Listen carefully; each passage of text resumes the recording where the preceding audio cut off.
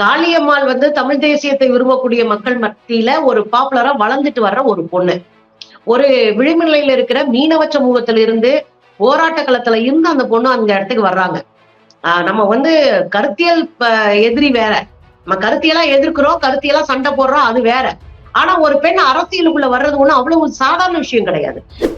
இது காளியம்மா என்கிட்ட சொன்னதுதான். நான் தொண்டு நிறுவனத்துல வேலை பார்த்துட்டு இருந்தேக்கா, அங்க ஒரு மீட்டிங் வந்தாருங்க, நாங்க போய் பார்த்தோம்.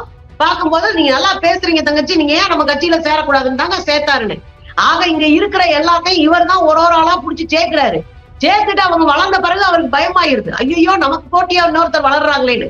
இந்த பயம், இந்த அதிர்ச்சி, இவங்களும் சேர்த்து காசை பங்கிடுறாங்களே, பல பேர் கொடுக்குற காசை இவங்களுக்கும் போய் சேருதே, மொத்தமா நமக்கே வந்துட்டு இருந்ததே அப்படின்ற கவலையும் சேர்த்துதான் காளியம்மாள பிசுறு அப்படின்னாரு. அவர் என்ன நினைக்கிறாருன்னா, கொண்டாடப்படுவதும் போற்றப்படுவதும் நான் மட்டுமாவே இருக்கணும் அப்படின்ற மனநிலையில அவர் இருக்கிறாரு. அதுக்கு இடையில யாரோ வளர்றாங்க அப்படின்னா அதை அவர் அங்கீகரிக்க மறுக்கிறாரு. அதை ஏத்துக்கிற மனநிலை அன்னைக்கிட்ட இல்ல. நமக்கு என்ன அப்படின்னா, ஒரு தலைமை இவ்வளோ கேடுகட்டத்தனமா இருந்தும் இந்த கூட்டம் அவங்க பின்னாடி இன்னும் நிக்குதுன்னா எவ்வளவு மோசமான ஒரு ஐடியாலஜி இளைஞர்கள் மத்தியில பரப்பிட்டு இருக்காங்க. வணக்கம், இது அரண்சை. நான் தேவா பாஸ்கர். இந்த நேர்காணலில் சமூக செயற்பாட்டாளர் திரு சுந்தரவல்லி அவர்கள். வணக்கம். வணக்கம்.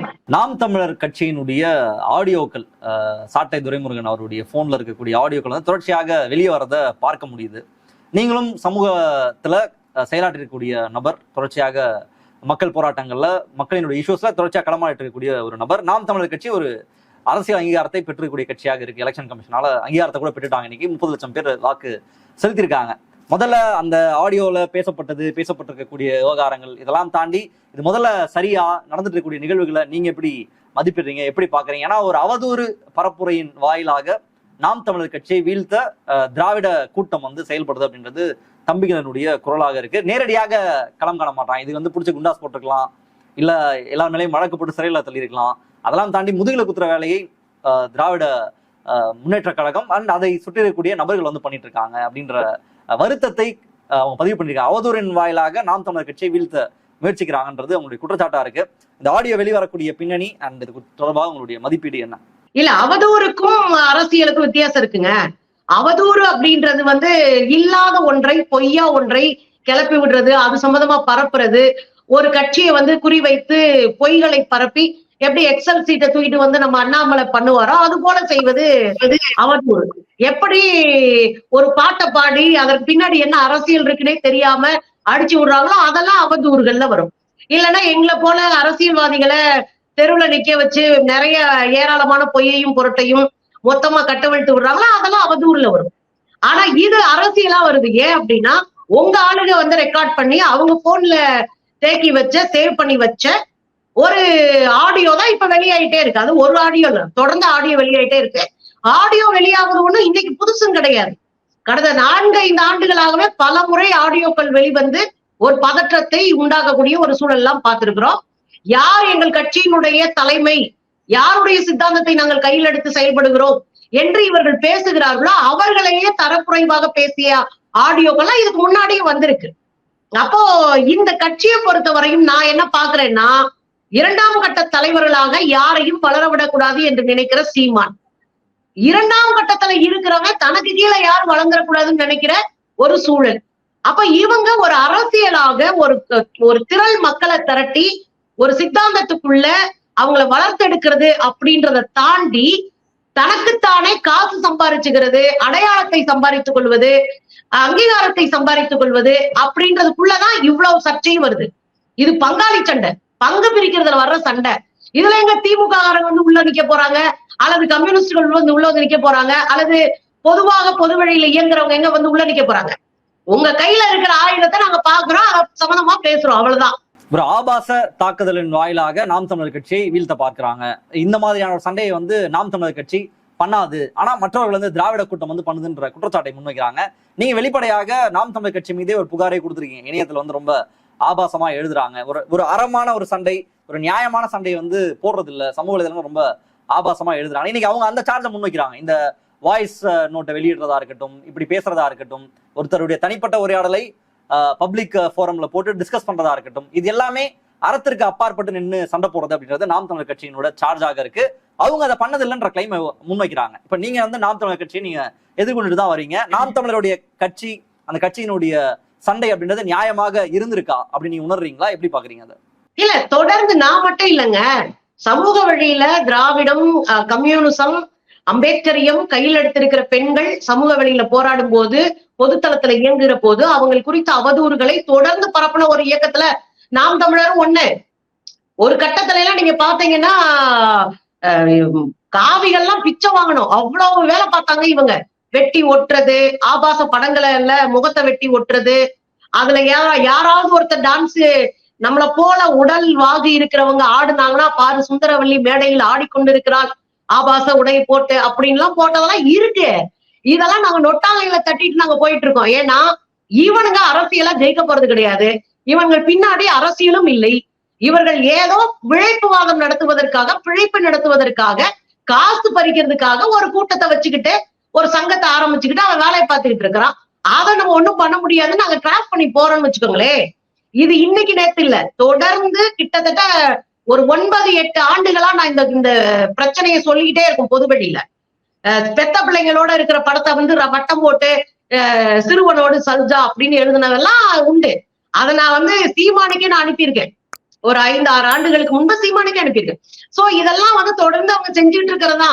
இப்ப என்னன்னா சிக்கிட்டோம், தலைவரும் சிக்கிறாரு, தலைவரோட பலரும் பாலியல் சிக்கல்ல சிக்கிறாங்க. நீங்க முன்னாடி தலைவர் மட்டும்தான் விஜயலட்சுமி அவர்களுடைய கேஸ்ல சிக்கிட்டு அசிங்கப்பட்டுட்டு கிடந்தாரு. இப்ப அடுத்தடுத்து ஒருத்தரா சிக்க ஆரம்பிக்கிறாங்க. இந்த சிக்கலுக்கு அடிப்படை சூத்திரதாரியா இருக்கிறது இவங்க தானே. இன்னொரு விஷயங்க, எந்த ஒரு தலைவரும் பாலியல் சுரண்டலா அவர் மேல ஒரு வழக்கு இருந்தா நம்மளாம் கேள்வி கேட்காம விட்டுருவோமா? கடுமையா கேள்வி கேட்போம். ஒரு கட்சிக்கு ஒருத்தர் அப்படி இருக்கலாம், ஒரு கட்சியினுடைய தலைமையா அப்படி இருக்குன்னா நாமெல்லாம் உட்கார வச்சு செஞ்சு அவர் அந்த ஏரியா விட்டே காலி பண்ணிருப்போம். ஆனா இவங்க, அவர் போய் போலீஸ் ஸ்டேஷன் போறாரு, ஒரு பஞ்ச் ஆஃப் யங்ஸ்டர்ஸ் போய் நின்னுகிட்டு அங்க கோஷம் போட்டு விசில் அடிச்சு அண்ணன் ஏதோ ஈழத்தமிழர்களுக்கு தனி நாடு பெற்று கொடுத்துட்டாரு போராடி அப்படின்ற லெவலுக்கு அதை கொண்டு போய் சேர்த்தாங்கல்ல. இந்த அயோக்கியத்தனம் தான் இன்றைக்கு இவர்கள் இப்படி சிக்கிக் கொள்வதற்கு ஒரு அடிப்படை காரணம். அப்ப பெண்கள் குறித்து நாங்க பாதி பேருக்கு வந்து பாதிக்கு பாதி பெண்களுக்கு நாங்க இடஒதுக்கீடு கொடுக்குறோம், பாதிக்கு பாதி நாங்க வந்து வேட்பாளரா நிறுத்துறோம் அப்படின்னு தொடர்ந்து பேசி கொண்டிருக்கிற சீமான் கும்பலுக்கு சொந்த கட்சி பெண்களை பாலியல் சுரண்டல் செய்து அவர்களுக்கு நியாயம் கிடைக்காத மாதிரி தெருவுல அலைய விட்டு இருக்கிற இந்த விஷயத்தை யாருமே பேசக்கூடாது. அது வந்து சொந்த பிரச்சனைன்னு பேசுறதுக்கு என்ன தகுதி இருக்குன்னு நான் கேட்கிறேன். அது எப்படி உங்க சொந்த பிரச்சனையாகும்? வெளியில வர வரைக்கும் தானே அது உங்க சொந்த பிரச்சனை. அதுதான் வெளியே வந்து நிக்குது, வெளியே 100 கணக்குல வந்து விழுகுது. அப்ப அது குறித்து பேசத்தானே செய்வாங்க, அது குறித்து கேள்வி எழுப்புறாங்க. தைரியம் இருந்தா அதுக்கு பதில் சொல்லுங்க. அதைத்தான் நம்ம கேட்கிறோம். சரி பண்றதுக்கு நாங்க தயாரா இருக்க மாட்டோம், ஆனா முட்டு குடிச்சுட்டே இருப்போம்னா நீங்க வாங்கிக்கிட்டே தான் இருப்பீங்க. ஆடியோலயே சொல்றாருல, என்ன கேள்வி கேட்கிற உரிமையை வந்து நான் யாருக்குமே கொடுக்கல, ஈழத்தமிழர்கள் சொல்லி நான் ஒன்னும் இந்த கட்சியை ஆரம்பிக்கலன்றாரு. அவருடைய துணி அப்படின்றதே நான் இருப்பேன், எனக்கு கேள்வி கேட்கறதுக்கு இங்க எதுவுமே கிடையாது, செயற்குழுவோ பொதுக்குழுவோ இல்ல அடுத்த கட்ட தலைவர்களோ யாருமே கிடையாதுன்றதை அவர் டிக்ளேர் பண்றாருல்ல. அதுதான்ப்பா, நீங்க எப்படி ஒரு அமைப்பு அப்படி இருக்க முடியும்? தான் தோன்றிய ஒரு அமைப்பு இருக்க முடியுமா? நீங்க ஒரு அமைப்புக்குள்ள அதனுடைய செயல் திட்டமே ஒரு டீமா நின்று செயல்படுறதா ஒரு கட்சியினுடைய வேலை. அந்த கட்சியினுடைய தலைமையில இருக்கிறவங்க எதை சொன்னாலும் மண்டைய ஆட்டிட்டு போகணும்னா அது கட்சியே இல்ல, அது ஒரு ரவுடிசம் செய்யற குரூப். அந்த குரூப் வந்து அரசியலா பேசிக்கிட்டு நாங்க அங்கீகாரம் வாங்கிட்டு நீ சொல்லாத. நாங்க ஒரு குரூப்பா இயங்குறோம், நாங்க ஒரு கம்யூனா கூட இயங்குறோம், நாங்க இப்படிதான் எங்க கம்யூன்ல ரூலு அப்படின்னு சொல்லிட்டு போ. என் தலைவன் பேசினா நாங்க கையை கட்டி நிப்போம், பொம்பளை பிள்ளைங்க எல்லாம் பாலியெல்லாம் சுரண்டுவோம், இது எங்க கம்யூன்ல நாங்க வழக்கமா வச்சிருக்கோம் அப்படின்னு சொல்லிட்டு போ. அதை நீ விட்டுட்டு நாங்க ஒரு அரசியல் கட்சி, அங்கீகாரம் அடைஞ்சிட்டோம், 30 லட்சம் மக்கள் எங்களை நம்புறாங்க, நாங்க தான் அடுத்து தமிழ் தேசியத்தை வென்றெடுத்து கொடுக்க போற அமைப்பு, இவ்வளவு பேசுறீங்களா? இவ்வளவு பேசுற நீ அதுக்கான என்ன செயல் திட்டங்களோட இருக்கீங்க? முதல்ல ஒரு தவறு செய்யறவனை தட்டி கேட்க முடியல, அந்த தவறு செய்யற ஆண்களை நீங்க பாதுகாக்கிறீங்க. தவறுல அவன் செஞ்ச பாலியல் சுரண்டல சிக்கிக்கிட்ட விக்டிமா இருக்கக்கூடிய பெண்களை நீங்க வெளியே தூக்கி எறியறீங்க. அதை பத்தி கேள்வி எழுப்ப மாட்டீங்க. தேர்தல்ல களப்பணியில இருக்கிற எங்களுக்கு வாய்ப்பு கொடுங்கன்னு ஒரு பையன் போன் பண்ணி கேட்டா, டேய் நீ எல்லாம் யாருடா, எனக்காக அறிவுரை சொல்ற அளவுக்கு வந்துட்டியா அப்படின்னு சொல்றீங்க. அப்படின்னா நீங்க ஒரு தலைமைத்துவத்துக்கே அழகு இல்லையே. அண்ணன் சீமான் வந்து ஐயா தோழர் திருமா கிட்ட நிறைய கத்துக்கணும். இவ்வளோ பெரிய அமைப்பை, இத்தனை வெற்றி தந்த அமைப்பை, அடுத்தடுத்து வளர்ந்துட்டு போற ஒரு அமைப்பை எவ்வளவு ஜனத்தொகையை வச்சு கட்டி காக்குறாரு. அவங்ககிட்ட பிரச்சனை வராதா? அங்க பிரச்சனை வராதா? அவ்வளவு பெரிய கட்சியில பிரச்சனை வரத்தான் செய்யும். ஆனா அதை உட்கார்ந்து பேசி தீர்வு காண்டு அதுக்கு என்ன வழிகாட்டுதல் செய்யறவர் பேர் தான் தலைவர். தாந்தோண்டித்தனமா வாய்க்கு வரத பேசிட்டு மட்டையாகிட்டு தெருவுல திரிவது பேர் தலைவரே கிடையாது. அதுதான் சீமானு. அதனால அவருக்கு கட்சியும் கிடையாது, அது ஒரு தலைமையும் கிடையாது. அது ஒரு வாட்ஸ்அப் குரூப் மாதிரி, வர்றவன் வா போறவன் போ, நான் மட்டும்தான் இருப்பேன் அட்மினா அப்படின்னு உட்கார்ந்துட்டு இருக்கிற ஒரு வாட்ஸ்அப் குரூப். அது அப்படித்தான் அதுக்கு மரியாதை. அந்த உரையாடல் ரொம்ப முக்கியமா கடந்த வாரங்கள்லாம் பேசப்பட்டது வந்து அந்த கட்சியினுடைய இன்னொரு நிர்வாகி காளியம்மாள் அவர்கள், அவங்கள வந்து பிசுறு அப்படின்னு சொல்லி ஒரு பிசுறு ஒண்ணு இருக்கு அப்படின்றத சொல்லியிருப்பாரு. காளியம்மாள் வந்து ஒரு ஆக்சுவலா ஒரு தமிழ் தேசிய சைட்ல அந்த ஐடியாலஜியை பேசக்கூடிய நபர்கள்ல ஒரு முக்கியமான ஒரு பெண் முகமாக அவங்க தான் இருந்தாங்க. நீங்களும் பல இடங்கள் அவங்கள பார்த்துட்டு கூட வாய்ப்பு இருக்கு. அதை வந்து எப்படி பாக்குறீங்க? யூஸ்வலா தம்பிகளை திட்டுறது, இப்போ யாராவது வராங்க அப்படின்னா அவங்கள விரட்டி விடுறது, இல்ல நீ கட்சியில இருந்து வெளியே போன்னு சொல்றது, அதை மதிக்காமல் இருப்பது அப்படின்றதெல்லாம் சாதாரணமா ஏற்று நம்ம பார்த்துட்டே இருக்கோம். அவருடைய தொடர்ச்சியான அவருடைய செயல்பாடுகளை பார்க்கும்போது நமக்கே அது பெருசா ஷாக்கிங்கா இல்லை. ஆனா காளியம்மாள் மாதிரியான நபர்கள் வந்து வளர்ந்து வராங்க, பலரும் அவங்களை வந்து கவனிச்சுட்டு இருக்கிற சூழல்ல அவங்க வந்து ஒரு கட்சிக்கு வந்து ஒரு இடையூறா இருக்காங்க. மேபி அவங்கள பார்த்தும் இன்செக்யூர் ஆகிறாரா என்னன்னு தெரியல. அவங்கள வந்து ஒரு பிசுறுன்னு சொல்லி அவங்கள வந்து தட்டி விடணும், கழிச்சு கட்டணுன்ற மாதிரியான கருத்தை வந்து அண்ணன் சீமான் பேசியது அதுவும் வந்தது. அது தொடர்பா உங்களுடைய பார்வை என்ன? இல்ல அதுதாங்க, காளியம்மாள் வந்து தமிழ் தேசியத்தை விரும்பக்கூடிய மக்கள் மத்தியில ஒரு பாப்புலரா வளர்ந்துட்டு வர்ற ஒரு பொண்ணு. ஒரு விளிம்புநிலையில இருக்கிற மீனவ சமூகத்துல இருந்து போராட்ட களத்துல இருந்து அந்த பொண்ணு அந்த இடத்துக்கு வர்றாங்க. நம்ம வந்து கருத்தியல் எதிரி வேற, நம்ம கருத்தியலா எதிர்க்கிறோம், கருத்தியலா சண்டை போடுறோம், அது வேற. ஆனா ஒரு பெண் அரசியலுக்குள்ள வர்றது ஒண்ணு அவ்வளவு சாதாரண விஷயம் கிடையாது. அவங்க குடும்ப சூழல், பொருளாதார பின்னணி, அவங்க சமூக சூழல், இதெல்லாம் தாண்டி அந்த அரசியலுக்குள்ள அவ தன்னை நிலைநிறுத்திக் கொள்வதற்கு ஒரு பெரிய அளவுல புறக்கணிப்பு, போராட்டம், அவமானம் எல்லாத்தையும் தாண்டி தான் நிக்க முடியும். அப்ப ஒரு வளர்ச்சி அடைந்த ஒருத்தவங்களுக்கு அது பின்னாடி மிகப்பெரிய வழியோடு தான் அவங்க வளர்ச்சி அடைகிறாங்க. காளியம்மாளுக்கு அதான். காளியம்மாளோட நான் 100% முரண்படுறேன். ஆனா காளியம்மாளினுடைய வளர்ச்சியும் இந்த வழிகளை தாண்டாம வந்தது கிடையாது, இந்த அவமானங்களை தாண்டாம வந்தது கிடையாது. ஆனா இந்த காளியம்மா வளர்ந்து வர்றது தமிழ் தேசிய நம்பிக்கை இருக்கிற பொதுச்சன மத்தியில ஒரு சந்தோஷத்தை கொடுக்குது. ஒரு பொம்பளை பிள்ளை நல்லா வருதுப்பா, நல்லா பேசுதுப்பா அப்படின்னு ஒரு சந்தோஷத்தை கொடுக்குது. அந்த பொண்ணுடைய அறிமுக கூட்டத்துல அந்த மூஞ்சியில பாக்கலாம், அண்ணன் மூஞ்சியில அந்த பொண்ணை அறிமுகப்படுத்துறாங்க. அந்த பொண்ணு எந்திரிச்சு கை அப்படி வைக்கிறாங்க, உடனே எல்லாரும் பயங்கரமா கை தட்டி எந்திரிச்செல்லாம் கை தட்டினாங்க. இது அண்ணனுக்கு அன்னைக்கே ஒரு உறுத்தல் ஆயிடுச்சு. என்னடா இது, நம்ம தான் டான்னு பார்த்தா நம்ம கூட இருக்கிற இன்னொரு டானும் வளர்ந்து வருதே அப்படின்னு அவருக்கு சங்கடமாயிடுச்சு. அவர் என்ன நினைக்கிறாருன்னா, கொண்டாடப்படுவதும் போற்றப்படுவதும் நான் மட்டுமாவே இருக்கணும் அப்படின்ற மனநிலையில அவர் இருக்கிறாரு. அதுக்கு இடையில யாரோ வளர்றாங்க அப்படின்னா அதை அவர் அங்கீகரிக்க மறுக்கிறாரு. அதை ஏத்துக்கிற மனநிலை அன்னைக்கிட்ட இல்ல. அது மட்டும் இல்லாம கொஞ்ச நாளைக்கு முன்னாடி தேர்தல் கணக்கு வழக்கெல்லாம் ஒப்படைக்கணும் அப்படின்னு சொல்லி கேட்டிருக்கிறாங்க. இவங்க ஒரு கார் வாங்கினது அவருக்கு உறுத்தலா இருக்கு. இவர் ஒரு கார் வாங்கி இருக்கிறாங்க, அந்த காரு கூட திரள் நிதியில இருந்தோ அல்லது கொஞ்சம் ஈழத்தமிழர்கள்ட்ட இருந்து சப்போர்ட் பண்ணி ஏதோ காசு வாங்கிதான் அந்த கார் வாங்கியிருக்க முடியும். அப்படி சப்போர்ட்டிங் சிஸ்டம் இல்லாம அவங்க எல்லாம் ஒரு கார் வாங்கியிருக்க வாய்ப்பு இல்ல. அதான் வந்து அவருக்கு கொடுத்தது. இன்னொரு பக்கம் கணக்கு கொடுக்கல, எல்லாரும் கொடுத்துட்டாங்க, நீ மட்டும் கணக்கு கொடுக்க மாட்டேன்ற, அப்ப எனக்கு கணக்கு கொடு அப்படின்ற ஒரு சர்ச்சை வேற உள்ள ஓடிட்டு இருக்கு. அப்ப இதெல்லாம் சேர்ந்துதான் ஒரு பிள்ளை அது பாட்டுக்கு வளர்ந்து வருது. இன்னொன்னு கூட நடந்துச்சு. தமிழ் தேசிய கூட்டமைப்புன்னு ஒரு அமைப்பு, இங்க உலகம் பூரா இருக்கிற புலம்பெயர் தமிழர்களினுடைய கூட்டமைப்பு அது. அவங்க ஒரு போஸ்ட் அடிச்சு வெளியிட்டு இருந்தாங்க கொஞ்ச நாளைக்கு முன்னாடி, 2-3 நாளைக்கு முன்னாடி, 4 நாளைக்கு முன்னாடி. அதுல என்ன சொல்லிட்டாங்கன்னா, பேசாம கட்சியை விட்டு சீமான், சாட்டை துரைமுருகன், இந்த கார்த்திக் இவங்க எல்லாம் வெளியேறிடுங்க, பொறுப்பை தலைமை பொறுப்பை காளியம்மாள்கிட்ட ஒப்படைச்சிருங்க அப்படின்னு வேற ஒரு போஸ்ட் ஒண்ணு பாத்திருந்தேன், ஒரு அறிக்கை ஒண்ணு பாத்திருந்தேன். அப்ப நம்ம என்ன பண்றாங்கன்னா, நீங்களாம் வேஸ்ட் ஃபெல்லோயா, இந்த பொம்பளை பிள்ளை தைரியமா வந்து நிக்குது, நல்லா வளர்ந்து வருது அப்படின்னு எல்லாரும் கொண்டாட ஆரம்பிச்சாங்க. இதுதான் அவருக்கு எரிச்சலா இருக்கு. ஒரு ஆளு பாட்டுக்கு வளர்ந்து வருது. ஆக்சுவலா அந்த பொண்ணுக்கு அரசியலுக்கு வரணும்னே தேவையில்லைங்க. அந்த பொண்ணு ஒரு தொண்டு நிறுவனத்துல வேலை பார்த்துட்டு கடற்கரையில ஒர்க் பண்ணிட்டு இருக்காங்க பெண்கள் மத்தியில. இது காளியம்மா என்கிட்ட சொன்னதுதான். நான் வந்து தொண்டு நிறுவனத்துல வேலை பார்த்துட்டு இருந்தேக்கா, அங்க ஒரு மீட்டிங் வந்தாருங்க, நாங்க போய் பார்த்தோம். பார்க்கும்போது நீங்க நல்லா பேசுறீங்க தங்கச்சி, நீங்க ஏன் நம்ம கட்சியில சேரக்கூடாதுன்னு தாங்க சேர்த்தாருன்னு. ஆக இங்க இருக்கிற எல்லாத்தையும் இவர் தான் ஒரு ஆளா புடிச்சு சேர்க்கிறாரு. சேர்த்துட்டு அவங்க வளர்ந்த பிறகு அவருக்கு பயமாயிருது, ஐயோ நமக்கு போட்டியா இன்னொருத்தர் வளர்றாங்களேன்னு. இந்த பயம், இந்த அதிர்ச்சி, இவங்களும் சேர்த்து காசை பங்கிடுறாங்களே, பல பேர் கொடுக்குற காசை இவங்களுக்கும் போய் சேருதே, மொத்தமா நமக்கே வந்துட்டு இருந்ததே அப்படின்ற கவலையும் சேர்த்துதான் காளியம்மாள பிசுறு அப்படின்னாரு. நமக்கு என்ன அப்படின்னா, ஒரு தலைமை இவ்வளோ கேடுகட்டத்தனமா இருந்தும் இந்த கூட்டம் அவங்க பின்னாடி இன்னும் நிக்கிதுன்னா எவ்வளவு மோசமான ஒரு ஐடியாலஜி இளைஞர்கள் மத்தியில பரப்பிட்டு இருக்காங்க. ஒரு அடிமைத்தனத்தை எப்படி இளைஞர் மத்தியில கொண்டு வந்துட்டு இருக்கிறாங்க. இந்த கூட்டம் ஏன் 5 ஆண்டுக்கு ஒரு முறை மாறுது அப்படின்றத இந்த சீனை வச்சு நம்ம புரிஞ்சுக்கலாம். அவ்வளவுதான். அந்த பொண்ணை காலி பண்ணணும். அது வளர்ந்து வருது. எனக்கு மேல ஒருத்தன் வளரக்கூடாது. என் காசை ஒருத்தன் பங்கு போடக்கூடாது. கிளப்பி விட்டுருவோம் அப்படின்றதுடைய நோக்கம் தான் இந்த அந்த கூட்டம் கேள்வி கேட்காமல் இருப்பதற்கான காரணமா நீங்க என்ன நினைக்கிறீங்க? எதுவுமே கேட்க கூடாது, அண்ணன் பேசினாலும் அது முதல்ல ஆடியோ, அது ஆடியோவே கிடையாது அப்படின்னு சொல்லிட்டாங்க. அதுக்கப்புறம் சாட்டையே அதை சொன்னப்போ அந்த ஆடியோ ஏற்றுக்கிறாங்க. அதுக்கப்புறம் தனிப்பட்ட உரையாடல் இதென்ன நீங்க போய் டிஸ்கஸ் பண்றீங்கன்ற கேள்வி முன்வைக்கிறாங்க. அதுல இருக்கிற பாயிண்ட்ஸ் எல்லாம் வெட்டி ஒட்டப்பட்டதுதான். நாங்க எப்படி இருந்தாலும் அண்ணனை ஏற்றுப்போம் அப்படின்னு அவர்களுடைய இந்த மனப்பாங்க எதை காமிக்குது, எதை ரிஃப்ளெக்ட் பண்ணுது? அரசியலற்ற ஒரு இளைஞர் குழுவை சேர்த்து வச்சிருக்காங்கன்னு தான் காட்டுது. நீங்க அரசியல் புரிதல் ஒரு ரொம்ப முக்கியங்க பாலிடிக்ஸ்ல. இப்ப நீங்க நானோ நீங்க தேவாவோ ஒரு இடதுசாரி புரிதல் நமக்கு இருக்கும். மற்ற தோழர்கள் ஒவ்வொருத்தருக்கும் ஒரு அரசியல் இருக்கும். நம்ம அரசியலற்றவர்கள் கிடையாது. அரசியல் இல்லாத ஒருத்தன் சொன்னாலும் அவன் பரிதாபத்திற்குரியவன். அரசியல் இல்லாம இந்த வீட்டுல இந்த நாட்டுல எதுவுமே நடக்காது. சோ எல்லாருக்கும் பின்னாடியும் ஒரு ஐடியாலஜி இருக்கு. அந்த ஐடியாலஜில தெளிவை நம்ம எப்ப ஏற்படுத்திக்கிறோம்னா வாசிப்பு, உரையாடல், நம்ம சண்டை போட்டு அதை சரி பண்ணி அதை கூர்த்தீட்டிக்கிறோம்.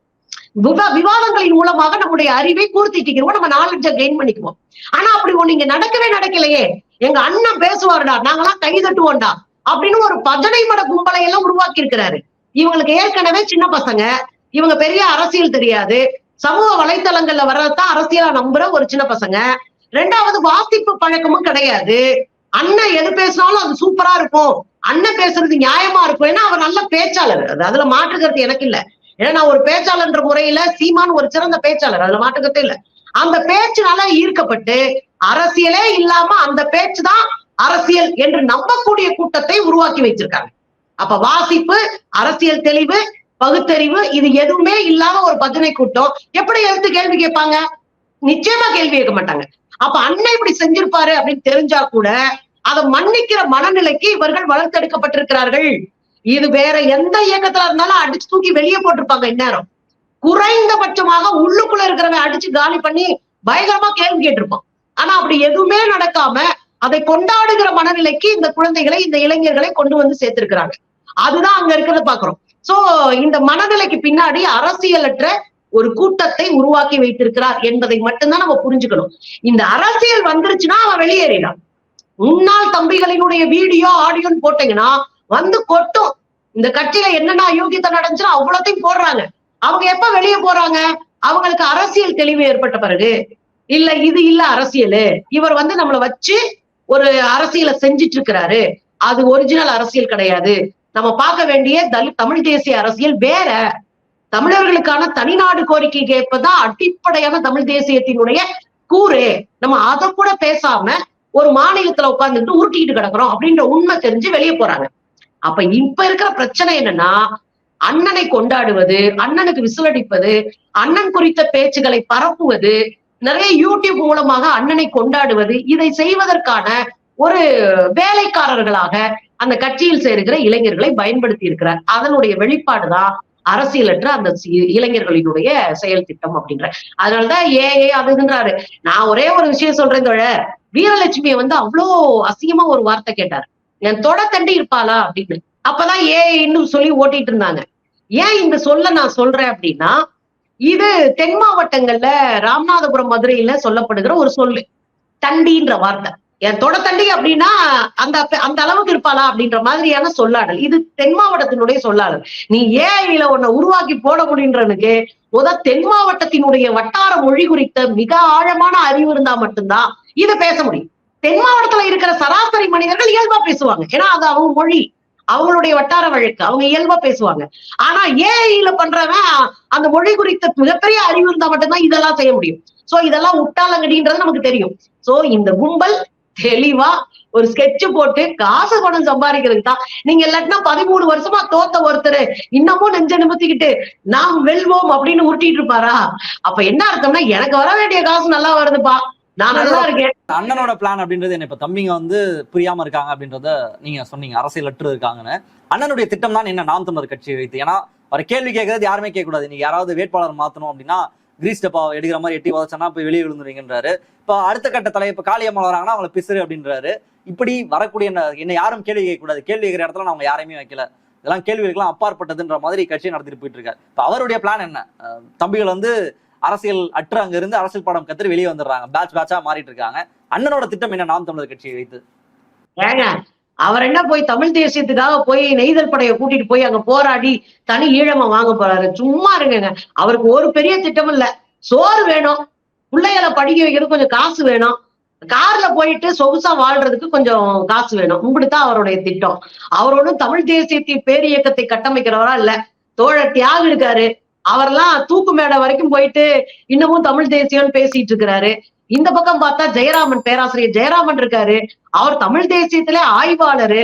இன்னமும் தஞ்சை டெல்டா பகுதியில மக்களோடு மக்களாக நின்னு களத்துல போராடிக்கிட்டு இருக்காரு. 5 ரூபாய் யாரு காசையும் வாங்காம இவங்க 2 பேரும் சாமானிய வாழ்க்கை வாழ்ந்துகிட்டு மக்களுக்கான தமிழ் தேசியத்தை கையில் எடுக்கிறாரு. செத்து போனாரு தோழர் ஒருத்தர் தமிழரசன், அவரெல்லாம் வந்து உசுரை குடிச்சு தமிழ் தேசியத்தை வளர்த்தெடுக்கணும்னு நினைச்சாரு. அவர் பின்னாடி அவருடைய சித்தாந்தத்தை ஏத்திட்டு ஒரு பெரிய கூட்டம் இருக்கு. இங்க தமிழ் தேசியம் என்பது இவர்கள் நினைத்துட்டு இருக்கிற மணியரசும் சீமானும் சொல்ற தமிழ் தேசியம் பிழைப்புவாத தமிழ் தேசியம். மணியரசு வளர்றாரு, பட் அவர் காசு சம்பாதிக்கல பெருசா. ஆனா சீமான் செட்டில் ஆகுறாரு. சோ இதுதான் அவருடைய அரசியல். ஒரிஜினலா தமிழ் தேசியம் பேசுகிறவர்கள்லாம் களத்தில் மக்களோடு நின்று போராடி கொண்டிருக்கிறார். ஸ்டேஜ் போட்டா போய் பெர்ஃபார்மன்ஸ் பண்ணிட்டு காசை வாங்கிட்டு வீட்டுக்கு வரவர் தான் நம்ம அண்ணன். அதனால திரள் நிதின்ற பேர்ல யாரோ வேர்வை சிந்தி உழைக்கிற பணத்தை தான் நிக்கிறதுக்கு நிழல் இல்லைங்க, நிக்கிறதுக்கு நிழல் இல்ல, வேர் பிடிக்கிறதுக்கு மண் இல்ல. என் ஜனம் பூரா செத்து போச்சு. நான் எங்கேயோ அகதியா போய் ஒரு ஏதிழியா போய் நான் வெளிநாடுகள்ல போய் ரத்தம் சிந்தி சம்பாரிச்சிட்டு இருக்கேன். அந்த ஒத்த ரூபாயில நான் இவருக்கு 50 பைசா கொடுக்குறேன்னா என் நிலத்தை எனக்காவது மீட்டு கொடுப்பற அளவுக்கு இவர் பேசுறாரு.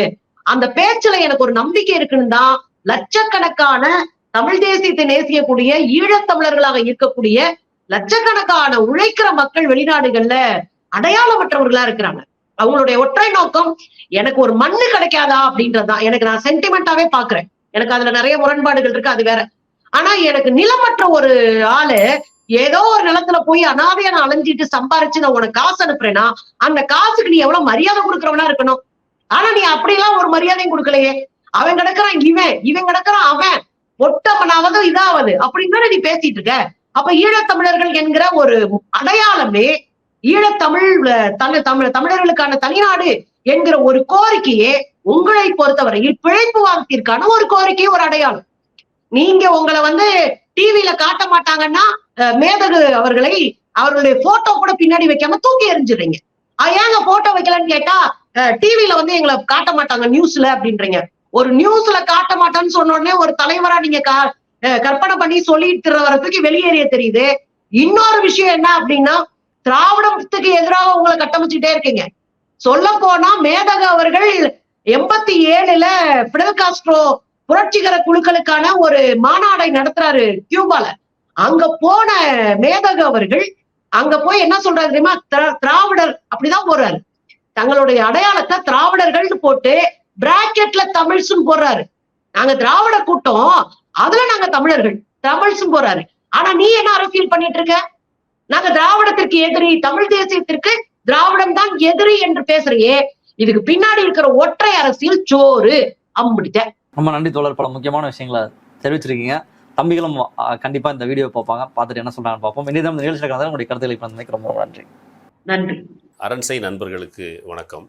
அரண்சை ஊடகம் சுயேட்சையாக இயங்குவதற்காகவே உருவாக்கப்பட்டது. நாம் செய்கிற வேலை உண்மையிலேயே மக்களுக்காக செய்கிறோம் என்பதை நீங்கள் நம்பினால், வாய்ப்பு இருந்தால் இந்த ரேசர் பே கியூஆர் கோடுக்குள்ளே நீங்கள் வந்து அதை ஸ்கேன் பண்ணி எங்களுக்கு உங்களால் இயன்றதை விருப்பம் இருந்தால் ஆதரவு தெரிவிக்கலாம்.